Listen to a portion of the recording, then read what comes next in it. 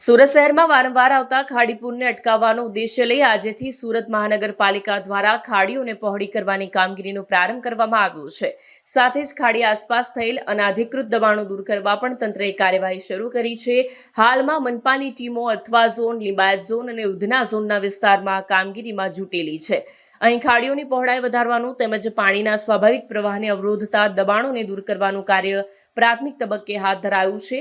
મહાનગરપાલિકા દ્વારા આપવામાં આવેલી માહિતી મુજબ મોન્સૂન દરમિયાન ખાડી ઓવરફ્લો થવાના કારણે નીચાણવાળા વિસ્તારોમાં પૂર જેવી પરિસ્થિતિ સર્જાતી હતી। લોકોને હાલાકી ન થાય અને પાણી ન ભરાય તે માટે તકેદારીના ભાગરૂપે ખાડીઓની સફાઈ, પહોળીકરણ અને દબાણ દૂર કરવાની કામગીરી તાત્કાલિક ધોરણે શરૂ કરવામાં આવી છે। મનપાના એક અધિકારીએ જણાવ્યું કે અત્યારે 3 ઝોનમાં કામગીરી શરૂ કરવામાં આવી છે અને તબક્કાવાર અન્ય વિસ્તારોમાં પણ આ કામગીરીનો વિસ્તાર કરવામાં આવશે। આ કામગીરીમાં સ્થાનિક નાગરિકોનો સહયોગ મહત્વપૂર્ણ ગણવામાં આવી રહ્યો છે। મનપા તરફથી લોકોને વિનંતી કરવામાં આવી છે કે તેઓ ખાડી વિસ્તારમાં કચરો ન ફેંકે અને દબાણ ન કરે, જેથી શહેર પૂરમુક્ત અને સુવ્યવસ્થિત રહે।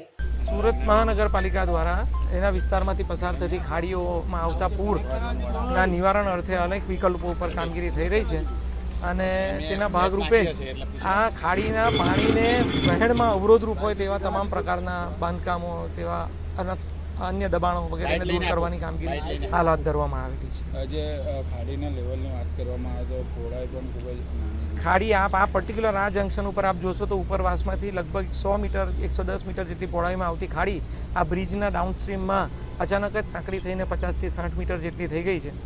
હાલ અઠવા ઝોન દ્વારા આ જ ભાગમાંથી આ જે અવરોધ છે માટીનું બધું તેને દૂર કરીને ખાડીને વાઇડન કરીને ખાડીનું જે મૂળ કુદરતી વહેણ હતું તેને પૂર્વવત કરવાના પ્રયત્નો હાથ ધરવામાં આવેલા છે।